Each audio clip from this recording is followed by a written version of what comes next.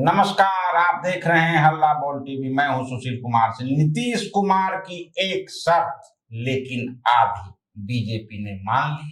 क्या है वह शर्त, आगे इस बारे में आपको बताएंगे हल्ला बोल टीवी के editor in chief Deepak Sharma. शर्त यह थी नीतीश कुमार की कि वे 3 महीने बिहार के और मुख्यमंत्री रहना चाहते हैं। भारतीय जनता पार्टी ने 3 महीने तो नहीं, लेकिन पूरे अप्रैल उनको मुख्यमंत्री बनाए रखने पर लगभग सहमति जता दी है। 29 अप्रैल तक पश्चिम बंगाल, असम, केरल, तमिलनाडु और पुडुचेरी में चुनाव है। 29 अप्रैल तक नीतीश कुमार ही बिहार के मुख्यमंत्री रहेंगे। 29 अप्रैल को जब 5 राज्यों में चुनाव खत्म हो जाएंगे, इसके बाद भारतीय जनता पार्टी नेतृत्व बिहार के मुख्यमंत्री का लिफाफा पटना भेजेगा और फिर भारतीय जनता पार्टी के विधायक दल की बैठक में भारतीय जनता पार्टी विधायक दल का नेता चुना जाएगा और फिर एनडीए की विधायक दल की बैठक में एनडीए उसी नेता को एनडीए का विधायक दल का नेता चुना जाएगा और वही मुख्यमंत्री बनेगा। क्यों यह निर्णय लिया है, क्यों 1 महीने और पूरे अप्रैल 29 अप्रैल तक नीतीश कुमार को मुख्यमंत्री बनाने के लिए भारतीय जनता पार्टी मान गई है? इसकी कई वजह है। सबसे बड़ी वजह यह है कि असम और पश्चिम बंगाल में बड़ी लड़ाई लड़ रही है भारतीय जनता पार्टी, और भारतीय जनता पार्टी नेतृत्व प्रधानमंत्री नरेंद्र मोदी, अमित शाह, नितिन नवीन, सबका फोकस, आरएसएस, सबका फोकस पश्चिम बंगाल और असम का चुनाव है। केरल और तमिलनाडु और पुडुचेरी के चुनाव में भारतीय जनता पार्टी पसीना नहीं बहा रही है, ऐसा नहीं है।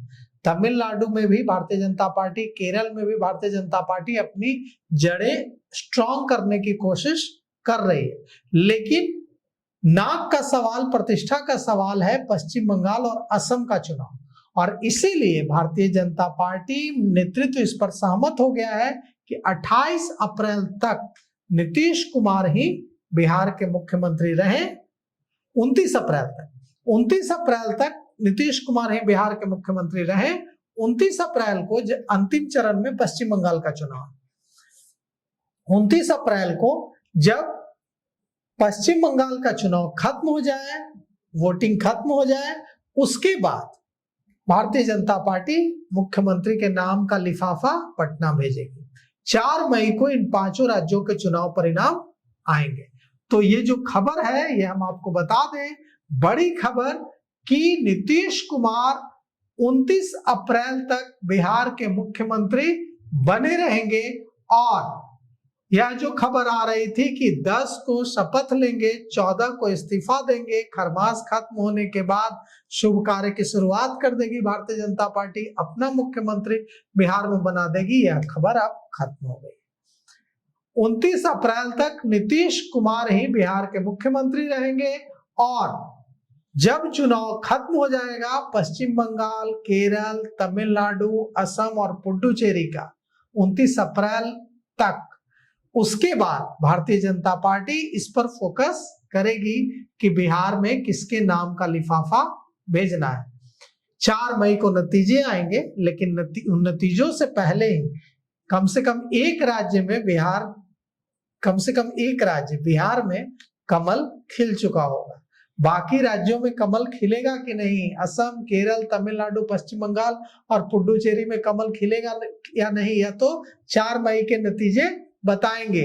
लेकिन इन नतीजों के आने से पहले भारत के एक राज्य जिसमें आज तक कमल नहीं खिला था, मतलब भारतीय जनता पार्टी का मुख्यमंत्री बिहार के इतिहास में आज तक नहीं बना, भारतीय जनता पार्टी का मुख्यमंत्री बिहार में बन जाएगा। और इसीलिए आरएसएस भी अपना पूरा ध्यान केंद्रित कर रहा है इन चुनावों पर। भारतीय जनता पार्टी नेतृत्व भी अपना पूरा ध्यान केंद्रित कर रहा है असम और पश्चिम बंगाल, तमिलनाडु, केरल और पुडुचेरी के चुनाव। अप्रैल का पूरा महीना चुनाव के नाम। प्रधानमंत्री नरेंद्र मोदी को आपने देखा होगा, प्रधानमंत्री नरेंद्र मोदी की तस्वीरें देखी होंगी, वीडियो देखे होंगे कि कैसे वे असम के चाय बागानों में चाय की पत्तियां तोड़ रहे हैं, कैसे अमित शाह लगातार असम और पश्चिम बंगाल और प्रधानमंत्री नरेंद्र मोदी असम और पश्चिम बंगाल में अपना पसीना बहा रहे हैं, और कैसे वहां आईपैक के ठिकानों पर छापेमारी भी चल रही है, कैसे वहां पूरी ताकत भारतीय जनता पार्टी ने झोंक दी है। तो कुल मिलाकर के अब जो होगा वो 29 अप्रैल के बाद होगा। कोई जल्दबाजी भारतीय जनता पार्टी को बिहार में नहीं है।